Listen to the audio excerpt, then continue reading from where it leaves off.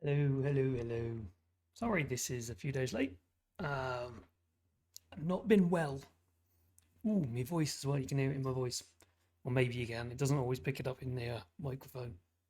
I'm just going to jump straight into this because I need to get it going and need to do it and not be ill on stream or on YouTube. Uh, so, yeah, we are here for Monday Night Moods on a Wednesday. And I'm reading Hell or the Inferno by Dante Alighieri. We'll be reading six more of the cantos, hopefully doing the next six on next Monday. So we're finished before I go on a holiday because I'm off to New Orleans. Yay! And then Gen Con for some spooky, voodoo, ghosty vampire fun. And then for the same kind of fun, but to do with gaming. Yay! And meet loads of really cool people and friends and stuff who I've never met in real life. So anyway, just get on with this because otherwise I shall die before I finish it. Canto 22. And before we start, as always, grab yourself a drink, sit back, and enjoy the tale. It hath been heretofore my chance to see horsemen with martial order shifting camp, to onset sallying or muster ranged, or in retreat sometimes outstretched for flight, like armed squadrons and fleet foragers scourging thy plains. Arezzo have I seen in clashing tournaments and tilting jousts, now with the sound of trumpets, now of bells, tabors of signals made from castled heights, and with inventions multiform our own, or introduced from foreign land, but never to such a strange recorder I beheld. In evolution moving, horse nor foot, nor ship that tacked by sign from land or star, when 10 demons on our way we went, our fearful company but in the church, with saints, with gluttons at their taverns mess. Still earnest on the pitch I gazed to mark all things whatever the chasm contained, and these who burned within as dolphins that, in sign, to mariners heave held high their arched backs, that thence forsworn they may advise to save their threatened vessels, so at intervals to ease the pain his back some sinner showed, then hid more nimbly than the lightning glance. Even as the frogs that of watery moat stand at the brink with the jaws only out, their feet and of the trunk all else concealed. Thus on each part the sinners stood. But soon as Barbarixia was at hand, so they drew back under the wave. I saw, and yet my heart doth stagger. One that waited thus, as it befalls, that oft one frog remains, while the next springs away. And Graphiacon, who of the fiends was nearest, grappling seized his clotted locks and dragged him sprawling up, that he appeared to me on otter. Each already by their names I knew so well. When they were chosen, I observed and marked how one the other called, a rubicant. See that his hide thou with thy talons flay, shouted together all the cursed crew. Then I inform thee, master, if thou may, what wretched soul is this on whom the hand his foes have laid? My leader to his side approached, and whence he came inquired, to whom was answered thus. Born in Navarre's domain, my mother placed me in a lord's retinue, for she had borne me to a losel vile, a spendthrift of his substance and himself, the good King Thibault, after that I served. To percolating here my thoughts were turned, whereof I give account in his dire heat. Straight Siriato, from whose mouth a tusk issued on either side, as from a boar, ripped him with one of these. Twixt evil claws the mouse had fallen, but Barbariccia cried, seizing him with both arms, "Stand thou apart, while I do fix him with my prong transpierced," then added, turning to my guide his face, "Inquire of him, if more thou wish to learn, ere he again be rent." My leader thus Then tell us of your partners in thy guilt. Knowest thou any sprung of Latian land under the tar? I parted, he replied, but none from one who sojourned not far thence. So were I under shelter now with him, nor hook nor talon then should scare me more. Too long we suffer, Libby Coco cried. Then, darting forth, a prong seized on his arm and mangled bore away the sinewy part. Him, Draghizano, by his thighs beneath, would next have caught whence angrily their chief, turning on all sides round, with threatening brow restrained, when their strife a little ceased of him who yet was gazing on his wound, my teacher thus without delay inquired, who was the spirit for whom by evil hap, parting as thou hast told, thou camest too sure? It was the friar Gomita, he rejoined, he of Galura, vessel of all guile, who had his master's enemies in hand, and used them so that they can mend him well. Money he took, and them at large dismissed, so he reports, and each other charge committed to his keeping, played the part of barterer to the height. With him doth herd the chief of Logodoro, Michael Zanchi. Sardinia is a theme, whereof their tongue is never weary. Out, alas, behold, the other how he grins, more would I say, but tremble lest he mean to maul me sore. The captain then to Farfarello turning, who rolled his moony eyes in act to strike, rebuked him thus, Off, cursed bird, avaunt! If ye desire to see or hear, he thus quaking with dread resumed, or Tuscan spirits or Lombard, I will cause them to appear. Meantime these ill talons bait their fury, so that no vengeance they may fear from them, and I, remaining in this same place, will for myself but once make 7 appear, when my shrill whistle shall be heard, for so our custom is to call each other up.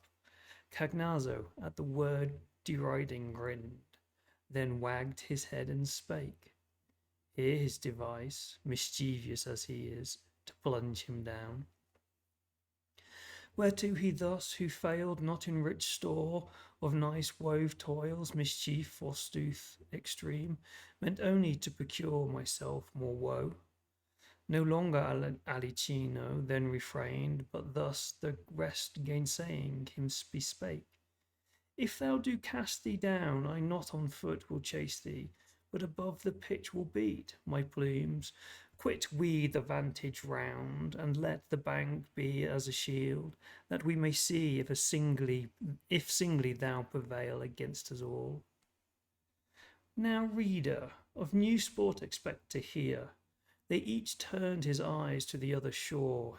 He first, who was the hardest to persuade, the spirit of Navarre chose well his time, planted his feet on land, and at one leap escaping disappointed their resolve.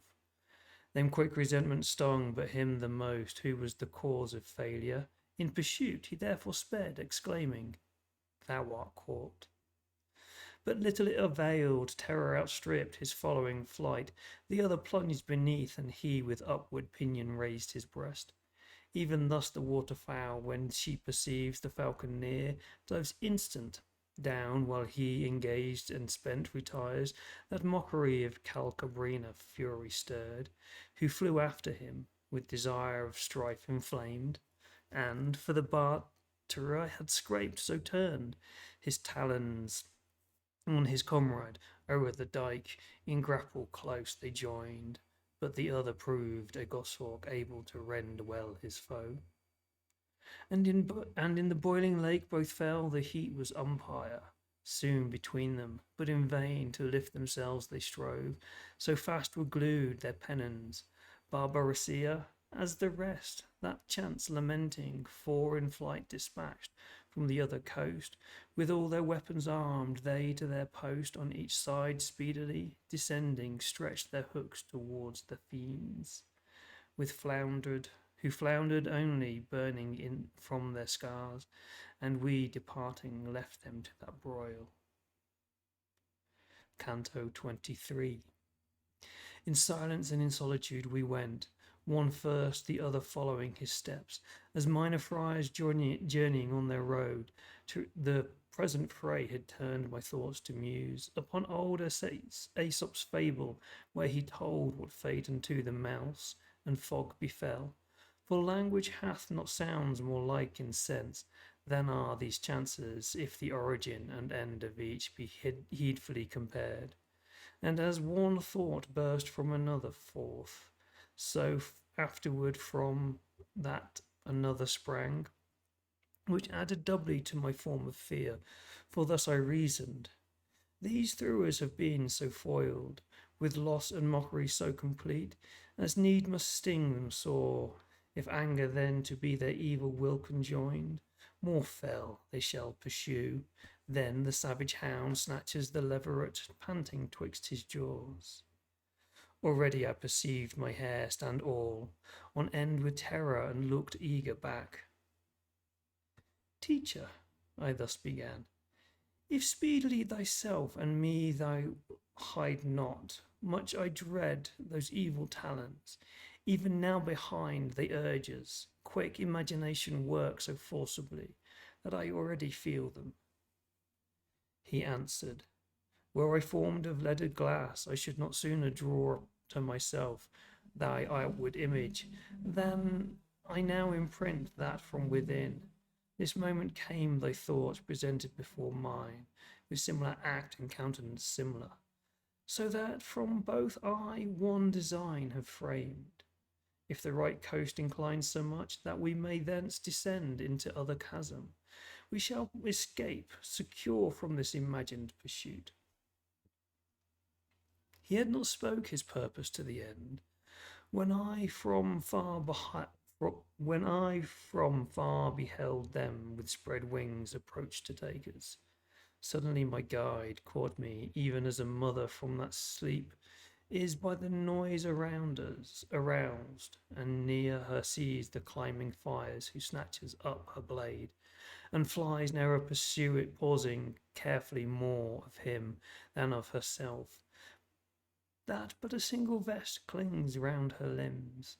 Down from the jutting beach supine he cast to that pendant rock which closes on one part the other chasm. Never ran water with such hurrying pace, adown the tube to turn a landmill's wheel. When nearest it approaches us to the spokes, as then along the edge my master ran, carrying me in his bosom as a child, not a companion. Scarcely had his feet reached to the lowest of the bed beneath, when over us the steep they reached, but fear in him was none, for that high providence which placed them ministers of the fifth fosse, power of departing thence took from them all. There in the depth we saw a painted tribe, who paced with tardy steps around and wept, faint in appearance and overcome with toil. Caps had they on with hoods that fell low down before their eyes, in fashion like to those worn by the monks in Cologne. Their outside was overlaid with gold, dazzling to view, but leaden all within, and of such weight that Fredericks compared to these were straw. O everlasting wearisome attire! We yet once more with them together turned, to leftward of their dismal moan intent, but by the weight oppressed so slowly came the fainting people, that our company was changed at every movement of their step. Whence I my guide addressed, see that thou find some spirit, whose name may by his deeds be known, and to that end look round thee as thou goest. Then one who understood the Tuscan voice cried after us aloud, hold in your feet, ye who so swiftly speed through the dusk air, perchance from me thou shalt obtain thy wish. Whereat my leader turning me bespake, pause, and then onward at their pace proceed. I stayed and saw two spirits, in whose look impatient eagerness of mind was marked to overtake me, but the load they bear and narrow path retarded their approach. Soon as arrived, they with an eye askance perused me, but spake not.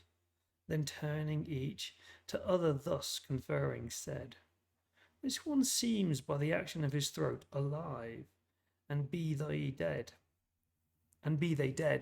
What privilege allows they walk unmantled by cumbrous soul?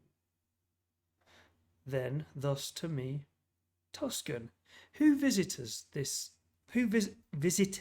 college on the morning hypocrites disdain not to instruct us who thou art?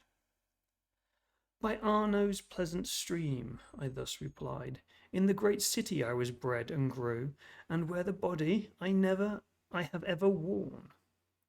But who are ye, from whom such mighty grief, and now I witness, curseth down your cheeks?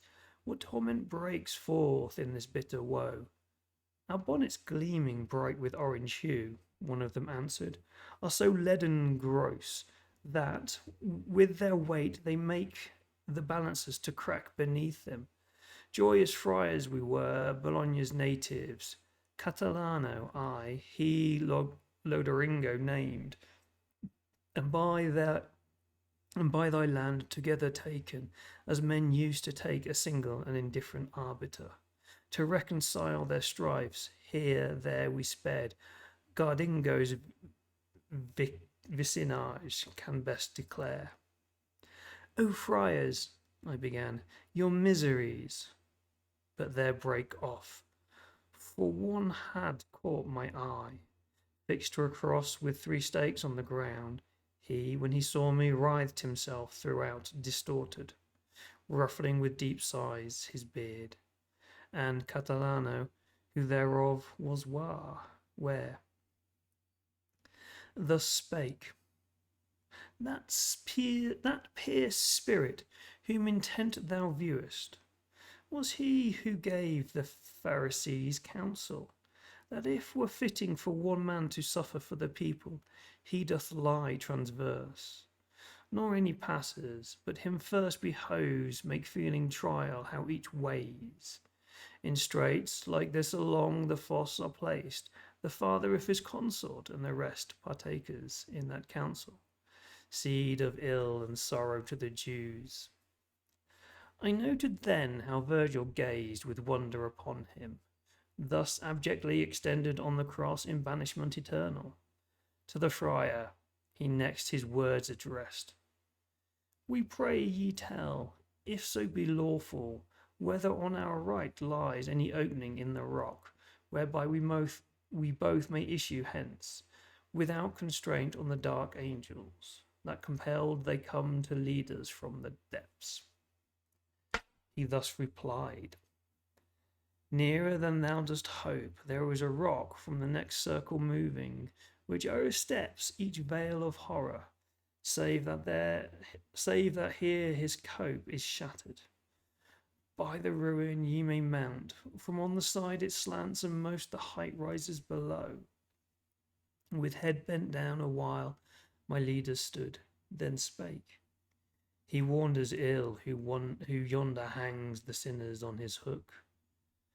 To whom the friar and Bologna erst, I many vices of the devil heard. Among the rest was said, He is a liar and father of lies. When he had spoke, my leader with large strides proceeded on, somewhat disturbed with anger in his look. I therefore left the spirits heavy laden, and following, his beloved footsteps marked. Canto 24.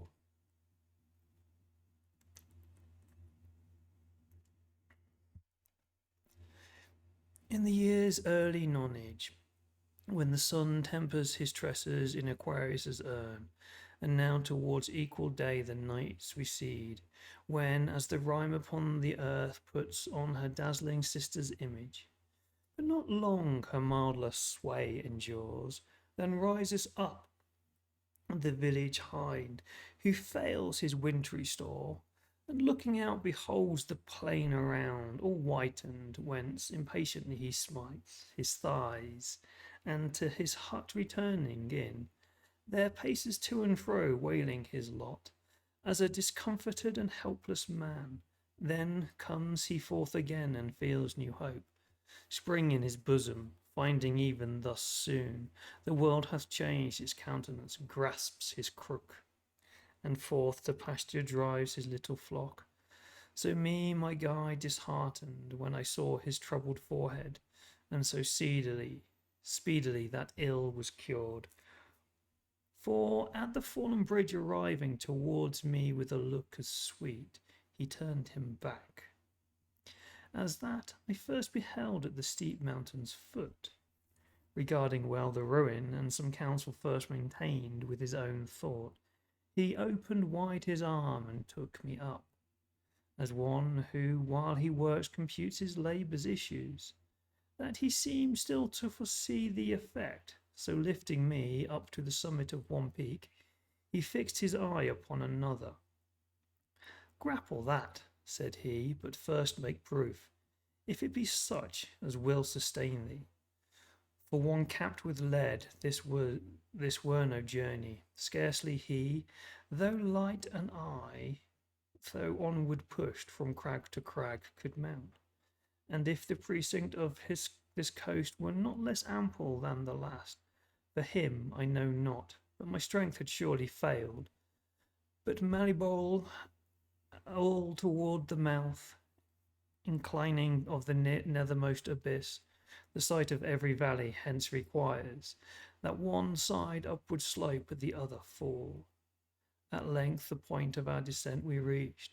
The last flag soon as to that arrived, so was the breath exhausted from my lungs. I could no further, but did not seat me there. Now needs thy best of man, so spake my guide, for not on downy plumes nor under shade of canopy reposing fame is won, without which whosoever consumes his days leaveth such vestige of himself on earth as smoke in air or foam upon the wave. Thou therefore rise, vanish thy weariness, by mind's effort in each struggle formed to vanquish. If she suffer not the weight of her corporeal frame to crush her down, a longer ladder yet remains to scale. From these to have escaped sufficeth not. If thou note me, profit by my words. I straightway rose and showed myself less spent than I in truth did feel. On, I cried, for I am stout and fearless. Up the rock our way we held more rugged than before, narrower and steeper far to climb. From talk I ceased not as we journeyed, so to seem less faint, whereat a voice from the other's fosse did issue forth, for utterance suited ill. Though on the arch that crosses there I stood, what were the words I knew not, but who spake seemed moved in anger. Down I stooped to look, but my quick eye might reach not to the depth for shrouding darkness. Wherefore thus I spake, to the next circle, teacher, bend thy steps, and from the wall dismount we, for as hence I hear and understand not, so I see beneath and nought discern. I answer not, said he, but by the deed to fair request, silent performance maketh best return. We from the bridge's head descended, where to the 8th mound it joins, and then the chasm opening to view, I saw a crowd within, of serpents terrible, so strange of shape and hideous, that remembrance in my veins yet shrinks the vital current. Of her sands let Libya vaunt no more, if Jaculus, Piraeus, and Shelida be her brood, Cenchrus and Amphisobina plagues so dire, or in such numbers swarming never she shrewd, not with Ethiopia, and whatever above the Etherian sea is spawned. Amid this dread exuberance of woe ran naked spirits winged with horror fear, nor hope had they of crevice where to hide, or heliotrope to charm them out of view, with serpents where their hands behind them bound, which through their reins infixed the tail and head, twixt in folds and before, and lo, on one near to our side darted an adder up, and where the neck is on the shoulders tied, transpierced him. For more quickly than ever pen wrote O or I, he kindled, burned and changed to ashes, all poured out upon the earth. When there dissolved he lay, the dust again uprolled spontaneous, and the self-same form instant resumed. So mighty sages tell the Arabian phoenix, when 500 years have well nigh circled, dies and springs forthwith renascent. Blade nor herb throughout his life he tastes, but bears of frankincense alone and odorous ammonum, swathes of nard and myrrh his funeral shroud, as one that falls he knows not how, by force demonic dragged to earth, or through obstruction fettering up in chains invisible the powers of man, who, risen from his trance, gazeth round, bewildered with the monstrous agony he hath endured, and wildly staring sighs, so stood aghast the sinner when he rose. Oh, how severe God's judgment that deals out such blows in stormy vengeance, who he was my teacher next inquired, and thus in few he answered, Vani Fuci am I called. Not long since rained down from Tuscany to this dire gullet, me the bestial life, and not the human pleased, me all that I was, who in Pistoia found my worthy den. I then to Virgil bid him stir not hence, and ask what crime did thrust him hither. Once a man I knew him choleric and bloody. The sinner heard and feigned not, but towards me his mind directing, and his face, wherein was dismal shame depictured, thus he spake. Grieves me more to have been caught by thee in this sad plight, which thou beholdest, than when I was taken from the other life. I have no power permitted to deny what thou enquirest. I am doomed thus low to dwell, for that the sacristy by me was rifled of its goodly ornaments, and with the guilt another falsely charged, but that thou mayest not joy to see me thus. So, as thou ever shalt escape this darksome realm, open thine ears and hear what I forebode. Reft of the nary first Pistoia pines, then Florence changeth citizens and laws.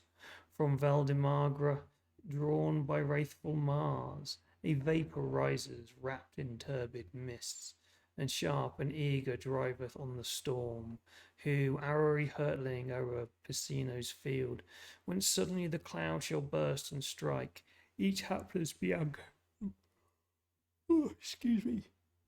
Each helpless Bianco prostrate to the ground. This have I told, that grief may rend thy heart.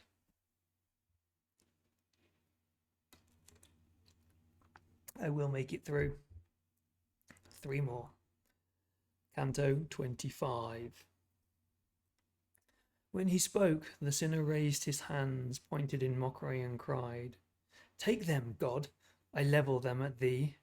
From that day forth the serpents were my friends, from round his neck, one of them rolling, twisting, as it said, Be silent, tongue. Another to his arms, up-gliding, tied them, riveting itself so close it took from them the power to move. Pistoia, Pistoia, why dost doubt to turn thee into ashes, cumbering earth no longer, since in evil acts so far thou hast outdone thy seed?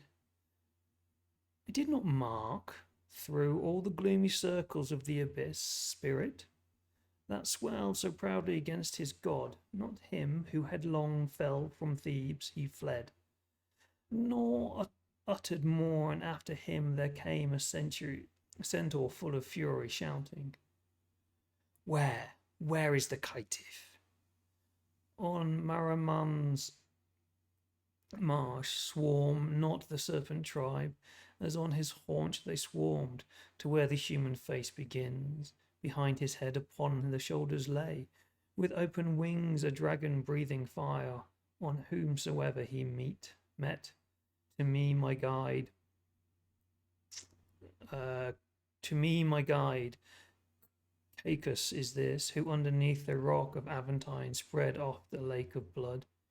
He from his brethren parted here must tread a different journey for his fraudful theft of the great herd then near him stalled, whence found his felon deeds their end. Beneath the mace of stout Alcides, that perchance laid on 100 blows, and not the tenth was felt. While yet he spake, the centaur sped away, and under us 3 spirits came, of whom nor I nor he was aware, till they exclaimed, Say, who are ye? We then brake off discourse, intent on these alone. I knew them not, but, as it chanceth oft befell, that one had need to name another. Where, said he, doth Ciantha lurk? I, for a sign my guide should stand attentive, placed against my lips the finger lifted. If, O reader, now thou be not apt to credit what I tell, no marvel, for myself do scarce allow the witness of mine eyes. But as I looked toward them, lo, a serpent with 6 feet springs forth on one, and fastens full upon him. His midmost grasped to the belly, a barefoot seized on each arm, while deep in either cheek he fleshed his fangs, the hinder on his thighs were spread, twixt which the tail inserted curled up the reins behind. Ivy never clasped a doddered oak, as round the other limbs the hideous monster intertwined his own. Then, as they both had been of burning wax, each melted into other, mingling hues, that which was either now was seen no more. Thus the shrieking paper, ere it burns, a brown tint glides, not burning yet to black, and the clean white expires. The other 2 looked on, exclaiming, Ah, how dost thou change, Agnello? See, thou art nor double now. Not only one, the 2 heads now become one, and 2 figures blended in one form appeared, were both lost. Of the 4 lengths 2 arms were made, the belly and the chest, the thighs and legs into such members changed, as never eye hath seen. Of former shape all trace was vanished. 2 yet neither seemed that image miscreant, and so passed on with tardy steps, as underneath the scourge of the fierce dog-star that lays bare the fields, shifting from break to break, the lizard seems a flash of lightning.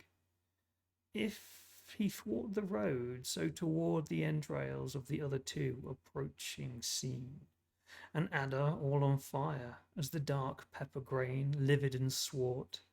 In that part whence our life is nourished first, one he transpierced, then down before him fell, stretched out. The pierced spirit looked on him, but spake not. He stood motionless, and yawned, as if by sleep or furthest fit assailed. He eyed the serpent, and the serpent him, one from the wound, the other from the mouth, breathed a thick smoke, whose vapoury columns joined. Loosen, in mute attention, now may hear, nor thy disastrous fate. Sabelus, tell nor shine. Nasidius, Ovid, now be mute. What if in warbling fiction he record Cadmus and Arethusa, to a snake him changed, and her into a fountain clear? I envy not, for never face to face 2 natures thus transmuted did he sing, wherein both shapes were ready to assume the other's substance. They in mutual guise so answered, that the serpent split his train, divided to a fork, and the pierced spirit drew close his steps together, legs and thighs compacted, that no sign of juncture soon was visible. The tail disparted, took the figure with the spirit lost, its skin softening, his indurated to a rind.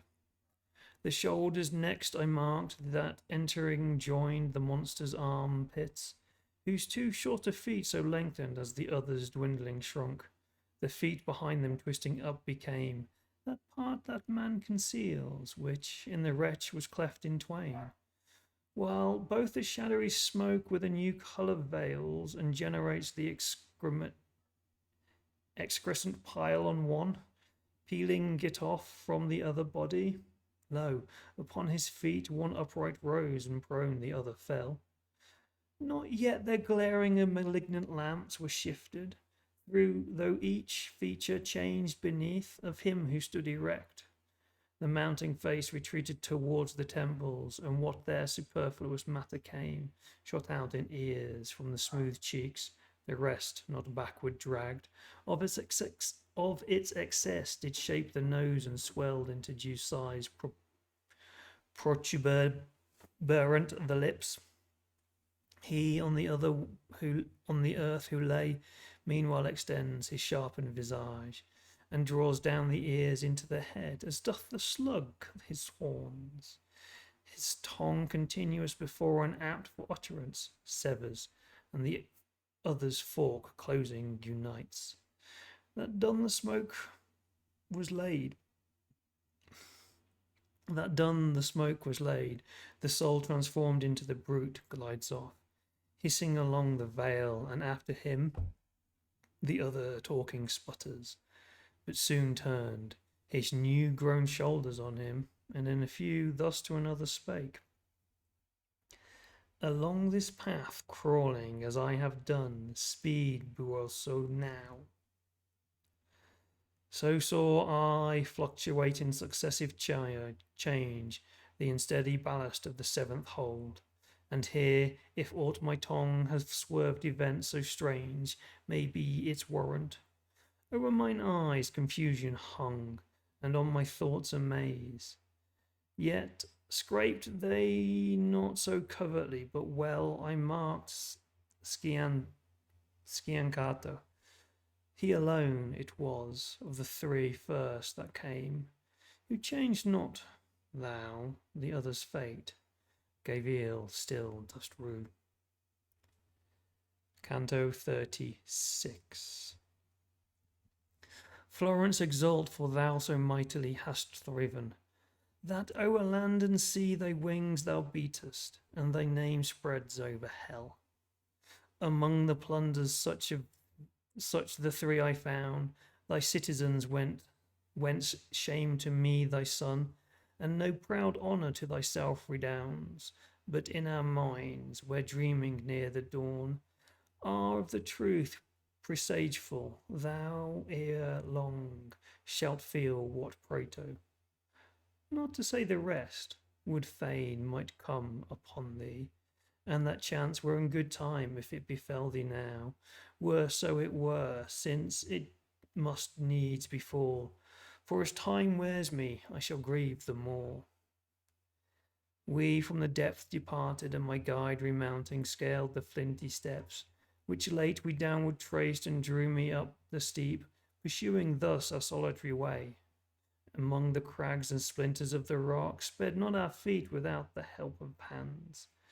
Then sorrow seized me, which even now revives, as my thought turns again to what I saw, and more than I am wont, I rein and curb the powers of nature in me, lest they run where virtue guides not, that if aught of good my gentle star or something better gave me, I envy not myself the precious boon. As is that season when the sun least veils his face that lightens all, when time the fly gives way to the shrill gnat, the peasant then upon some cliff reclined, beneath him sees fireflies innumerous spangling over the vale, vineyard or tilth, where his daily labour lies, with flames so numberless throughout its space, shone the eighth chasm apparent when the depth was to my view exposed, as he whose wrongs the bears avenged, as its departure saw Elijah's chariot, with the steeds erect, raised the steep flight from heaven, his eyes meanwhile straining pursued them, till the flame alone upsoaring, like a misty speck he kenned. Even thus along the gulf moves every flame, a sinner so enfolded close in each, that none exhibits token of the theft. Upon the bridge I forward bent to look, and grasped a flinty mass, or else had fallen through push not from the height. The guide who marked how I did gaze attentive thus began. Within these ardours are the spirits, each swathed in confining fire. Master, thy word, I answered, hath assured me, yet I deemed already of the truth, already wished to ask thee, who is in yon fire that comes so parted at the summit, as it seemed ascending that from that funeral pile, where lay the Theban brothers? He replied, within Ulysses there and Diomede endure the penal tortures, thus to vengeance now together hasting, as erstwhile to wrath. These in the flame with ceaseless groans deplore the ambush of the horse that opened wide a portal for that goodly seed to pass, which sowed imperial Rome, nor less the guile. Lament they whence her of her Achilles reft Diademia, yet in death complains, and there is rude the stratagem that Troy of her palladium spoiled. If they have power of utterance from within these sparks, said I, O master, think my prayer 1,000-fold in repetition urged, that thou vouchsafe to pause till here the horned flame arrived. See how toward it with desire I bend. He thus, the prayer is worthy of much praise, and I accept it therefore. But do thou thy tongue refrain, to question them be mine, for I divine their wish, and they perchance, for they were Greeks, might shun discourse with thee. When there the flame had come, where time and place seemed fitting to my guide, he thus began. O ye who dwell two spirits in one fire, if living I of you did merit aught, whatever the measure were of that desert, when in the world my lofty strain I poured, move ye not on, till one of you unfold, in what clime death overtook himself destroyed. Of the old flame forthwith the greater horn began to roll, murmuring as a fire that labours with the wind, then to and fro, wagging the top, as a tongue uttering sounds, threw out its voice and spake. When I escaped from Circe, who beyond the circling year had held me near Caista, by her charms ere thus Aeneas yet had named the shore, nor fondness for my son, nor reverence of my old father, nor return of love that should have crowned Penelope with joy, could overcome in me the zeal I had to explore the world and search the ways of life, man's evil and his virtue. Forth I sailed into the deep illimitable main, with but one bark, and with the small faithful band that yet cleaved to me. As Iberia far as Morocco either shore I saw, and the Sardinian and each isle beside, which round the ocean bathes, tardy with age, where I and my companions, when we came to the strait pass, where Hercules ordained the boundaries, not to the overstepped by man, the walls of Seville to my right I left, on the other hand already Coatha passed. O brothers, I began, who to the west through the perils without number now have reached, to this the short remaining watch, that yet of our senses have to wake, refuse not proof of the unpeopled world, following the track of Phobos, call to mind from whence we sprang. Ye were not formed to live the life of brutes, but virtue to pursue and knowledge high. With these few words I sharpened for the voyage the mind of my associates, that I then could scarcely have withheld them. To the dawn our poop we returned, and for the witless flight made our oars wings, still gaining on the left, each star of the other pole night now beheld, and hours so low, that from the ocean floor it rose not, 5 times re-illumed as oft vanished, the light from underneath the moon, since the deep way we entered, when from far appeared a mountain dim, loftiest methought of all I ever beheld. Joy seized us straight, but soon to mourning changed. From the new land a whirlwind sprung, and at her foremost side did strike the vessel. Thrice it whirled her around, with all the waves the 4th time lifted up the poop and sank the prow, so fate decreed, and over us the booming billow closed. Canto 27. Now upward rose the flame and stilled its light to speak no more, and now passed on with leave from the mild poet gained, when following came another from whose top a sound confused, forth issuing, drew our eyes that way to look.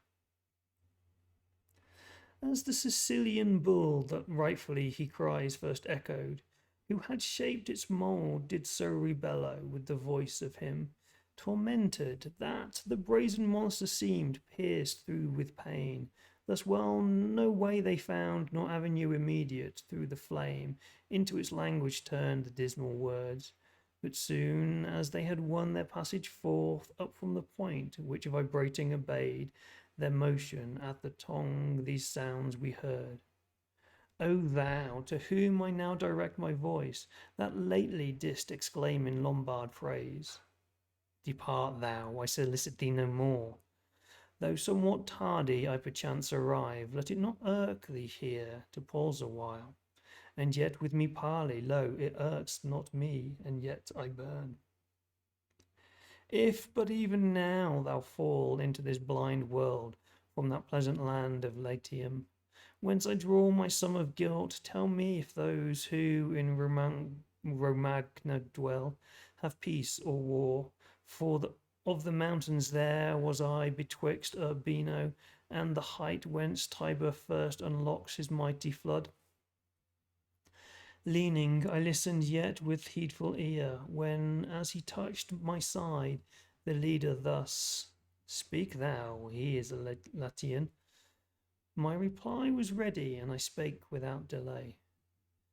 O spirit, who art hidden here below, never was thy Romagna without war in her proud tyrant's bosoms, nor is now but open war there left I none.